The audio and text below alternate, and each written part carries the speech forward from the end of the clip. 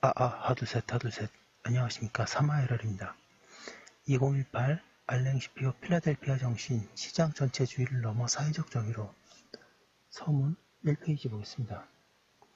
사마에럴TV 질적 구독 추천 업 부탁드리고 유튜브 구독 재생 목록을 추천합니다. 1944년 5월 10일 필라델피아에서는 보편적 권리에 대한 국제선언이 처음으로 천명되었다. 연합국이 노르망디에 상륙한 지 바로 며칠 후에 채택된 이 선언은 2차 세계대전이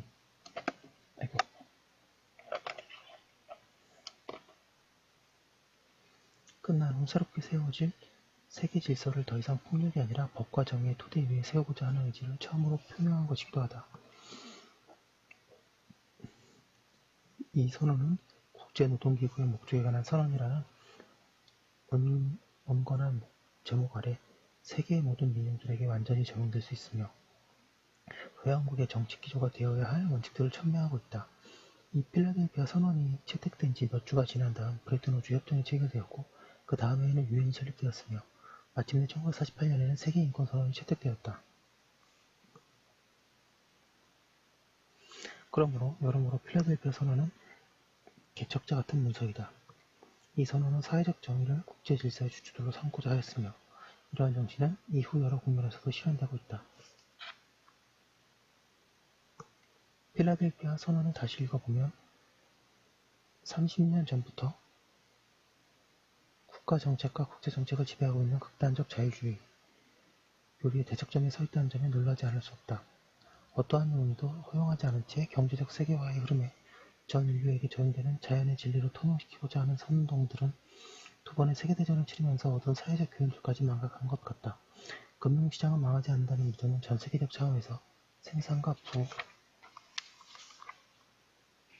2페이지의 분배에 약간의 정의를 세우고자 했던 의지를 대체하였으며 이 새로운 세계 경제 질서에서 패배한 수많은 사람들에게 이민과 배제의 폭력과 형벌을 내렸다.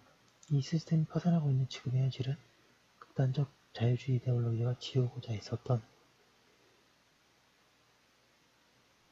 2차 대전 후의 규범 질서를 바라고 극단적 자유주의 이데올로기의 잔해 위에 다시 세우도록 요청한다. 필라델피아에서 참여했던 원칙들은 엄중한 역사적 경험에서 내린 결실이었으며 그 의미를 온전히 이해하기 위해서는 그 원칙들을 탄생시켰던 맥락 속으로 들어갈 필요가 있다.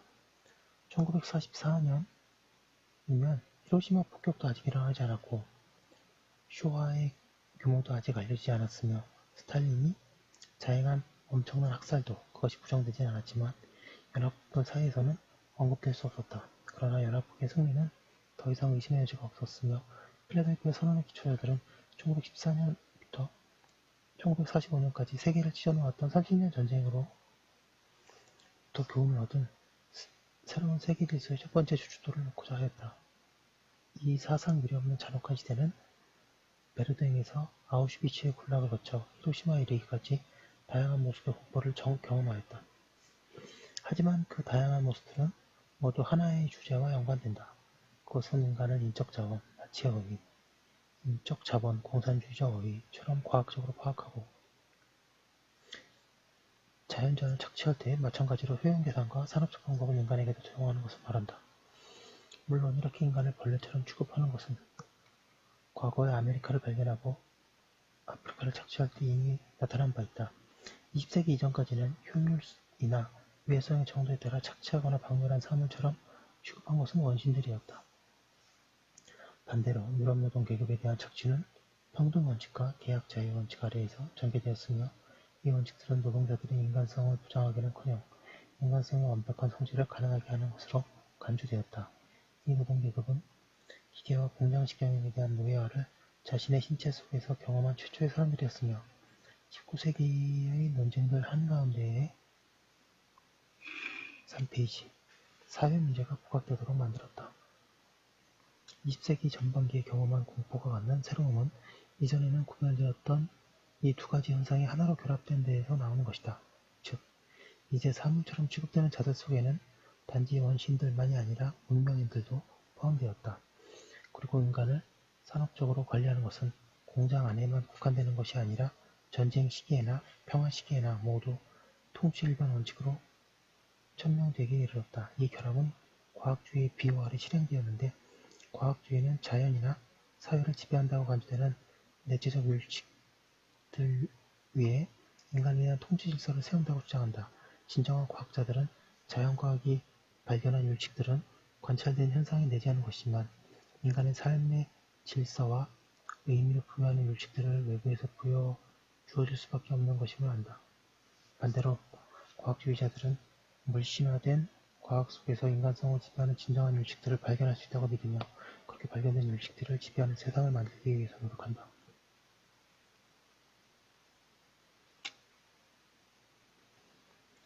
20세기에는 두 가지 종류의 과학주의가 바로하는 것을 목격하였다. 하나는 생물학과 인류학의 율칙을 주장하고 다른 하나는 경제와 역사의 율칙을 주장한다. 이 둘을 융합하려는 다양한 노력들이 있지만 이 둘은 여러 가지 4페이지 관점에서 서로 다르다는 사실을 과소평가할 수 없다. 그러나 양자는 모두 인간에 대한 통치 질서의 정의와 이상에 세우는 것이 아니라 인간성을 비한다고 간주되는 맹목적 힘들의 게임에 맡겨버린다는 공통점을 갖는다. 엥겔스는 다음과 같이 쓴 바 있다. 사회주의는 과학이 되었다. 이제 문제는 사회주의의 모든 구체적 사항들과 연관관계를 검토하는 것이다. 일체의 사회적 변화와 일체의 정치적 격변에 관한 궁극적 원인들은 인간의 머릿속에서 진실과 영원한 정의에 대한 인간의 늘어나는 이해 속에서가 아니라 생산 및 교환 양식의 변화 속에서 탐구되어야 한다. 그 궁극적 원인들은 철학이 아니라 해당 시기의 경제 속에서 탐구되어야 한다. 사회에 영향을 미치는 힘들은 자연의 힘들과 똑같이 움직인다. 그러나 그 힘들을 이해하지 못하고 그 힘들을 고려하지 않을 때 그 힘들은 맹목적이고 폭력적이고 파괴적인 것이 된다. 그러나 일단 우리가 그 힘들을 인정하게 되면 우리가 그 힘들의 움직임, 방향, 효과들을 파악하게 되면 이제 그 힘들을 점점 더 우리의 의지에 공유시키고 그 힘들 덕택에 우리의 목적을 달성할 수 있게 되는 것은 전적으로 우리에게 달린 문제가 된다. 과학주의적 규범성은 생물학에 근거하는가? 과학적 사회주의에 근거하는가에 따라서 우생학과 인종법칙의 형태를 취하든지 아니면 프롤레타리아 독재와 사회주의적 합법직성의 형태를 취하게 된다. 하지만 비록 이 둘이 서로 다르긴 하지만 과학의 진정한 율칙들이 지구의 모든 표면에 적용되며 먹은 그 율칙들에 맞춰져야 한다고 생각하는 점에서 공통점이 있다. 초인간적인 합법직성 법이 해석하고자 하는 생각은 확실히 과학주의적 믿음은 종교적 믿음과 유사한 것으로 맞는다. 신에 의하여 계시된 율칙들에 대한 믿음은 과학에 의하여 발견된 율칙들에 대한 믿음으로도 대치된다. 20세기의 거대 이데올로기들이 기독교에 비추고 있는 모든 것을 파악하려면 과학적 진보에 의해서 부활한 날을 기다리며 미라에 보존되고 있는 레닌의 묘를 방문하기만 하면 충분한 적이 있었다. 5페이지 그러나 과학주의적 규범성과 종교적 규범성의 차이를 무시해서는 안 된다. 설령 가장 극단적인 기독교 결정주의자, 예를 들어 칼빈주의자도 자유주의를 어느 정도 인정하는 데 비하여 과학주의적 관점에서는 인간은 생물학적 정체성이나 사회의 경제적인 정체성에 의해 결정되는 존재일 뿐이다. 이러한 리얼리즘은 일체의 도덕적 규칙이나 법적 규칙이나 종교적 규칙의 고유한 정당성을 인정하지 않으려고 하며 타인과 자기 자신의 인간의 삶을 지배하는 것으로 간주되는 내재적인 율칙들에 속되기자 한다. 히틀러는 다음과 같이 말했다. 내재적 율칙에 의하여 부는 그것을 쟁취한 자에게 속한다. 이는 자연의 율칙에 부합하는 것이다. 자연 선택의 법칙은 가장 강한 자가 살아남을 수 있도록 하기 위한 끊임없는 투쟁을 정당한다. 기독교는 자연 법칙에 대한 일종의 복수이며 자연에 대한 항의이다. 기독교의 논리를 끝까지 밀고 나가면 기독교는 인간 쓰레기에 대한 체계적인 문화를 의미하게 될 것이다. 따라서 이 입법자 없는 율칙에 대한 믿음은 역사 법칙이나 인종 법칙의 유죄를 선고한 자들을 변화시키기보다는 파괴하는 쪽으로 사회의 기생충 같은 계급들을 제거하는 쪽으로 가게 된다. 트로츠키의 말에 의하면 역사의 쓰레기통에 버려질 운명인 인간 쓰레기들은 강제 노동과 박멸을 병합하는 산업 관리의 대상이다. 지난 세기의 역사가 보여주었던 광란의 학살들이 갖는 특징이 바로 이 지점에 있다. 인간을 과학적으로 관리한다는 이러한 이데올로기가 전체주의 국가들의 속성만이 아니었음을 알기 위해서는 1933년 시카고 만국 박람회가 내건 과학은 발견하고 산업은 적용하고 인간은 적응한다는 슬로건을 상기하는 것만으로도 족할 것이다. 이게 참 멋있는 말입니다. 과학은 발견하고 산업을 적용하며 인간은 적응한다.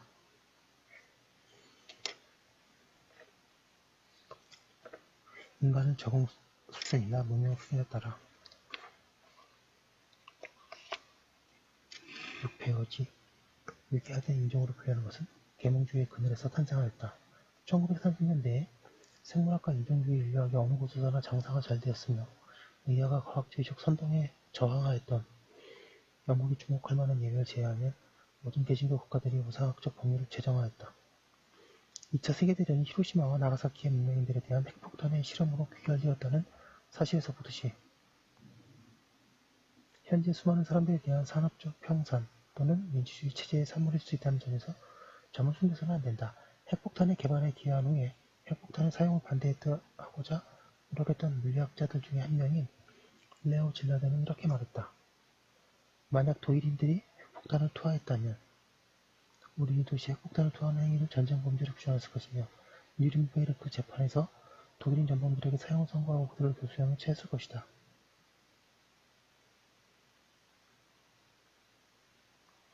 신에 의하여 게시되었던 과학에 의하여 발견된 진정한 율식들에 인간을 복속시키고자 하는 자들은 법을 그 고유의 정당성을 갖지 않는 표면상의 율식들의 체계로 바라볼 뿐이다. 이러한 믿음을 가장 거룩하게 실천해 옮긴다면 문화혁명 당시의 마오주의자들이나 아프가니스탄의 탈레반과 같은 그저 법질서를 깨끗하게 폐지하는 것이 될 것이다. 그러나 실제로는 합법성에 외형을 띠는 경우가 많은데 이 합법성은 언제나 진정한 율식들에 의하여 해소될 수 있는 것이다. 마르틴 브르샤르트가 히틀러 국가에 대해 예측한 바와 같이 이러한 경우에 법률의 형식을 취한 조치를 통해 합법성 원칙을 점진적으로 해체하는 것이 법률에 벗어난 또는 일체의 합법적 형식을 벗어난 범죄 행위로 귀결된다. 해롤드 베르만의 적절한 표현에 따르면 사회주의적 합법성은 법의 지배를 7페이지에 페이지 표시를 하겠습니다. 7페이지 가져온 것이 아니라 스탈린 사후에 가장 잘 나가던 시절에도 법에 의한 지배를 가져왔을 뿐이다. 법의 지배와 법에 의한 지배가 뭐가 다를까요? 뒤에서 자세히 보도록 하겠습니다. 제3제국 치하에서 마찬가지로 공산주의 땅에서도 합법 국가는 언제나 예외적 상태의 특권들의 개입에 노출되었다. 법은 절대 사회주의의 건설에 장애물이 되어서는 안 되기 때문이다. 따라서 부르주아적 합법성과 달리 사회주의적 합법성은 개인들에게 어떠한 형태의 절대적 권리도 부여하지 않았다. 소련 민법전의 제1조는 이전에 관하여 어떠한 모호함도 없었다. 시민의 권리는 법률로 보장한다. 다만 권리 행사가 권리의 사회국가적 목적과 충돌할 경우에는 예외로 한다. 규칙들의 체제이기만 하면 아무 것이나 다 법적인 것이라고 부르는 경우를 제외한다면 소련의 체제는 그러므로 1948년 세계인권선언에서 말하는 법치에는 해당하지 않는다. 정신병원 환자에게 처방된 행동규칙은 잘 만들어진 체제일 수 있지만 그렇다고 해서 법치를 창설하지는 않는다. 왜냐하면 그 규칙들은 의사의 재량적인 판단에 의하여 어느 때고 배제될 수 있기 때문이다. 그 규칙들은 한낱 치료수단에 불과하며 의학을 실현하는 순전한 기술일 뿐이지 이번은 환자에게 어떠한 개인적 권리도 창설하지 않는다. 이러한 관점에서 보면 스탈린의 대량 학살을 지칭하기 위해 완곡하고 관례적으로 사용되는 숙청이라는 말은 사회적으로 유해하고 과거에 속하는 요소들을 대량으로 말살하는 것을 그 이름대로 부르는 것을 피하기 위한 완곡어법인 것만은 아니다. 반대로 정신병자 취급하는 하얀 가운의 정의나 해고 노동자들을 초과 부담으로 취급하는 정원 감축과 마찬가지로 숙청은 하나의 생물학적 정상 상태를 근거로 하여 과학주의에서는 전형적인 바 존재와 당인 사이의 차이, 정상과 합법 사이의 차이를 없애는 성질을 띈다. 인간 사회가 사물로 간주된다면 곧 조직의 내부 법칙에 따라 작동하는 거대한 기관으로 간주된다면 이는 필연적인 것처럼 보인다. 즉 기관에는 범죄자가 없다. 기껏해야 아프거나 기생충에 감염된 부위가 있을 뿐인데 그것은 8페이지 치료하거나 적출하는 것이 바람직하다. 나치론에 의하면 법은 인간의 발명품이다. 자연은 공증인도 알지 못하고 측량의사도 알지 못한다. 신은 힘만을 알고 있을 뿐이다. 국가는 어떤 목적의 수단일 뿐이다. 그 목적은 생물학적으로 그리고 영적으로 닮은 존재들의 공동체를 보존하는 것이다. 이처럼 국가를 순전히 도구로 파악하는 관점의 실천은 제3제국을 합법국가가 언제나 예외적 상태에 무제한적인 특권에 노출되는 이중국가로 만들었다. 괴링의 쾌락주의적 표현에 의하면 법은 우리의 즐거움이다. 따라서 신성한 시민의 의무는 실정법을 준수하는 것이라기보다 지도자의 뜻을 잘 살피고 앞서 실천하는 것이며 지도자는 각자에게 준수해야 할 규칙을 명하는 것이 아니라 달성해야 할 목표를 명한다. 국가사회주의 체제가 인정한 유일한 헌법은 계엄령, 바이마르 헌법이 보장한 기본권들을 정지시킨 1933년 2월 18일 법령이었다. 이처럼 예외적 상태를 법 질서의 기초로 삼는 것은 나치 법률가 중 가장 뛰어난 칼 슈미트의 이론에 부합하는 것이다. 칼 슈미트의 이론은 정치 권력이나 그 정치 권력을 창설하는 규범에 의해 구속되고 있는 여부를 구분하지 않으며 전체주의 국가와 법치국가를 동일한 법률적 범주 속에 포함시킨다. 오늘날 새롭게 일부 법률가들이 전체주의 국가와 법치국가를 구별하여 비과학적이며 법 형식의 중립성에 반한다는 이유로 이의를 제기했지만 페이지 이 구별은 전쟁이 끝날 무렵 일종의 임상학적 증거로 받아들여졌던 것이다. 역사적 경험은 광기가 이성에 대응하는 것처럼 전체주의 국가는 법치국가에 대응한다는 것을 보여주었다. 즉, 한계 없는 권력에 대한 환상은 학살 속에서만 충족될 수 있을 뿐이다. 그러므로 합리적인 국제정세를 재정초한다는 것은 모든 국가들이 보편적으로 인정되는 권리와 자유를 존중하도록 하고 세상의 모든 민족들에게 공통되는 정의와 이상에 대한 규범적 기초를 놓는 데 동의하도록 한다는 것을 의미한다.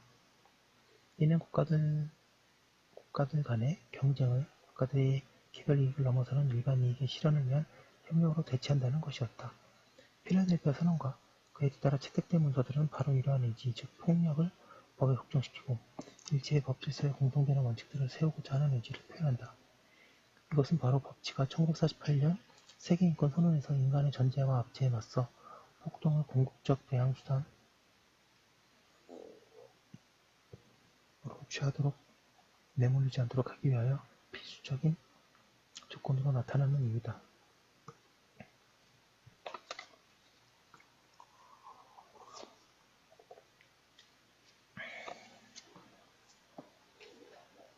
세계인권선언의 프랑스어판에서 사용되는 레짐 드 도아, 법치로 번역이라는 표현은 그다지 잘 쓰이진 않은데 영어판에서 등장하는 룰스 오브 로 개념에 가장 유사하다. 에타드 드 도아, 법치국가로 번역 개념보다 이 표현이 국가들 사이의 차이를 넘어 전체주의의 경험으로부터 교훈을 이끌어내는 국제법 질서를 정조하고자 하는 야망에 더 부합한다. 그러한 야망은 필라델피아라는 도시보다 더 적합한 곳에 자리 잡을 수는 없었다. 18세기 미국 계몽주의자들의 보금자리가 되었던 형제라는 뜻의 그리스어에서 만들어낸 이 도시의 이름은 1681년 도시를 세웠던 자들이 형제와 종교적 관념이 넘치는 세상을 만들고자 했던 바람을 상징한다.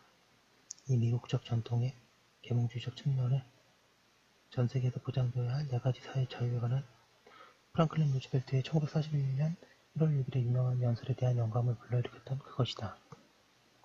이 4가지 자유란 표현의 자유, 종교의 자유, 결핍으로부터의 자유, 공부로부터의 자유이다.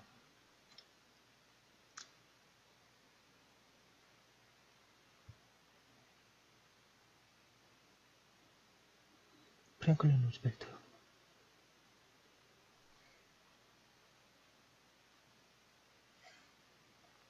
여기서 가장 핵심적인 것은 뒤에 2가지인데 특히 결핍으로부터의 자유가 그러하다.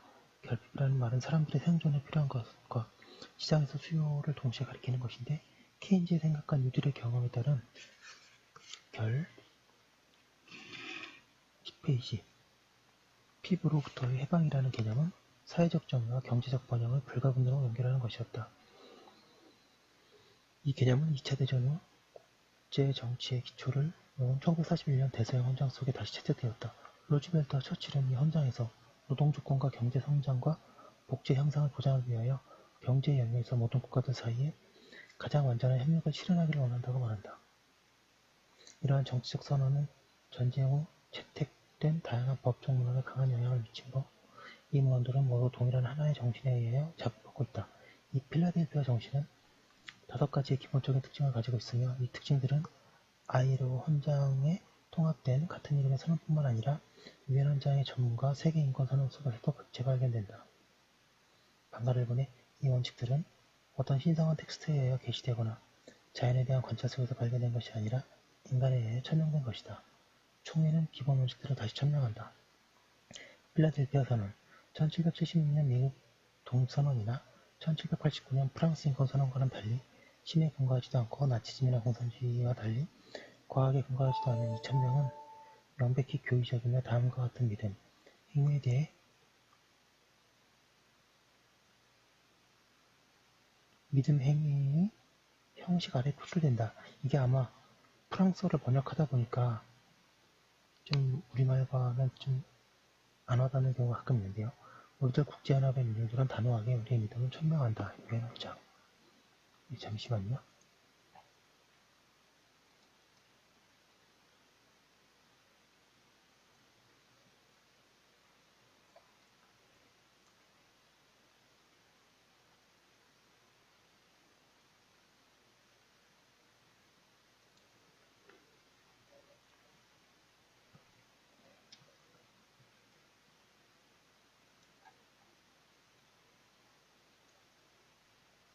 방가를 원해 이 믿음의 행위는 또한 이성적 행위이다. 왜냐하면 그것은 경험에서 나온 것이기 때문이다. 인류의 삶의 공간에서 두 번이나 형언할 수 없는 고통을 인류에게 안겨준 전쟁이며 유엔 헌장과 인류의 양심을 분노케 하는 야만적 행위들로 나아간 세계인권선언, 전쟁에 대한 경험은 항구적 평화는 사회적 정의의 기초 위에서만 가능하다는 국제노동기구 헌장 속에서 포함된 선언의 정당성, 필라델피아 선언을 완전히 증명하였다. 모든 나라의 모든 신앙의 사람들이 함께 정의로운 질서를 세우고 야만의 경험에서 교훈을 얻을 수 있도록 해주는 수단, 그것이 법이다. 이것이 바로 인간의 전제와 압제에 맞서 폭동을 궁극적 대항 수단으로 취하도록 내몰리지 않도록 하기 위하여 인권이 법치에 의하여 보호받는 것이 필수적인 세계인권선언 까닭이다.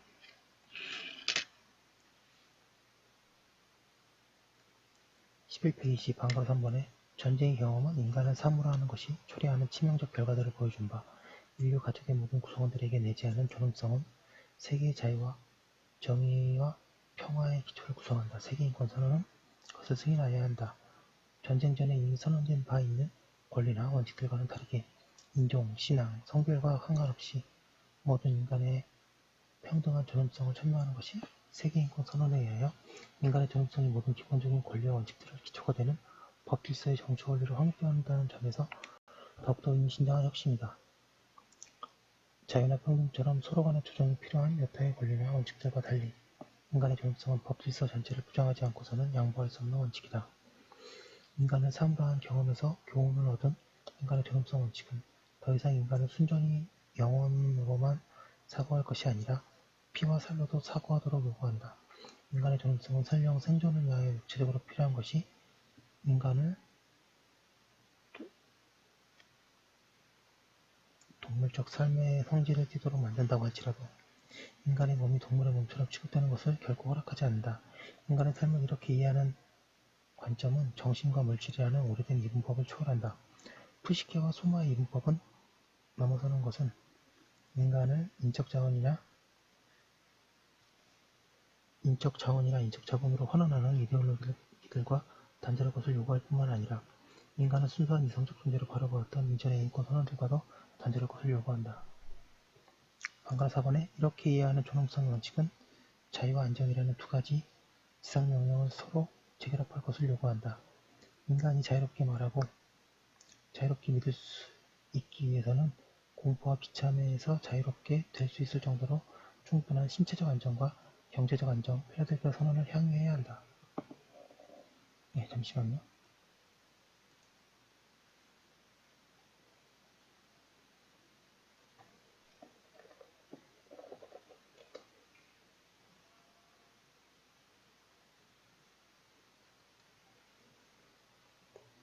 따라서 법질서는 좀 더 많은 자유 속에 좀 더 나은 삶의 조건을 실현하는 데 유연한 장 기여해야 한다. 이렇게 안정과 자유 사이에 설정된 관계는 필라델피아 선언에서 변주된 4가지 기본 원칙의 공통점이다. 이 4가지 기본 원칙이란 다음과 같다. 방가로의 노동에 대한 존중. 노동은 상품이 아니다. 방가로의 집단적 자유, 표현의 자유와 결사의 자유는 부단한 진보의 필수 불가결한 조건이다. 시, 연대. 일부의 경우는 12페이지. 전체의 번역은 새롭게 한다. D. 사회적 민주주의. 결핍과의 투쟁은 각국에서 불굴의 이슈로 그리고 노동자 대표와 사용자 대표와 정부 대표와 동등한 지위에서 공동선의 증진을 위한 자유로운 토론과 민주적인 결정과 함께 참여하는 지속적이고도 협조적인 국제적 노력에 의해 수행되어야 한다. 요컨대 인간의 존엄성은 자유의 이름으로 안정에 대한 요구를 우롱하는 체계뿐만 아니라 안정의 이름으로 자유를 질시키는 체제도 거부한다. 방가로 5번에 마지막으로 영혼의 자유와 육체의 안정 사이에서 맺어지는 이러한 관계는 경제의 조직과 사회적 정의 원칙에 복속되도록 한다. 1919년에 채택된 ILO 헌장은 이미 항구적 평화는 사회적 정의의 기초 위에서만 가능하다고 천명한 바 있다. 하지만 ILO 헌장은 사회적 정의가 무엇인지 정의하지도 않았고 사회적 정의가 경제와 금융에 대해서 어떠한 의미로 가는지 밝혀주지도 않았다. 필라델피아 선언이 새로운 점은 바로 이 두 가지 사항에 관한 것이다. 첫째, 필라델피아 선언은 다음과 같이 사회적 정의를 포괄하고 명료하게 정의한다.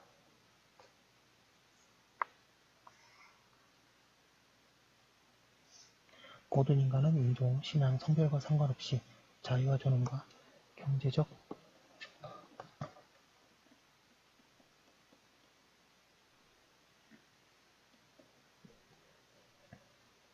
안정 속에서 그리고 평등한 기회로서 자신의 물질적 진보와 정신적 발전을 추구할 권리를 갖는다. 둘째, 필라델피아 선언은 이렇게 정의된 사회적 정의의 실현을 모든 국내 및 국제 정치의 핵심적인 목적으로 삼는다. 따라서 국내 및 국제 차원에서 특히 경제, 금융 영역에서 취해지는 모든 프로그램과 조치들은 이러한 관점에서 평가되어야 하며 이의 근본 목적을 달성하는 데 방해가 아니라 도움이 되었는지 여부에 따라서만 채택되어야 한다. 필라델피아 선언에서 경제와 금융은 인간의 임무하는 수단인 것이다. 오늘날 세계화 과정을 지배하는 것은 이와는 정반대의 관점이다. 사회적 정의라는 목적은 자본과 상품의 자유로운 이동이라는 목적으로 대체되었으며 수단과 목적의 위기는 뒤집혔다. 루스벨트가 천명했던 네 가지 자유는 자본과 상품의 자유로운 이동과 무제한의 경쟁에 자리를 내주었다. 오늘날 세계는 경제를 인간의 필요에 일치시키고 금융을 경제의 필요에 13페이지 일치시키는 대신 경제를 금융의 요구에 일치시키고 인간의 경제에 동시키는 인적 자본으로 취급한다. 이 작은 책자의 목적은 1914년부터 1945년 시기의 경험에서 얻은 사회적 교훈들을 망각한 것으로 보이는 이 거대한 반전을 분석하는 것이다. 그러나 또한 모든 인간이 인종, 신앙, 성별과 상관없이 자유, 존엄과 경제적 안정 속에서 그리고 평등한 기회로서 자신의 물질적 진보와 정신적 발전을 추구할 권리를 갖는 세상에 대한 이상을 포기하지 아니하는 모든 사람에게 필라델피아 정신은 여전히 유효하다는 것을 보여주는 것도 이 책의 목적이다 라고 했습니다. 예, 이제 서론 끝났고요. 본문은 잠깐 쉬었다가 하도록 하겠습니다. 예, 잠시만요.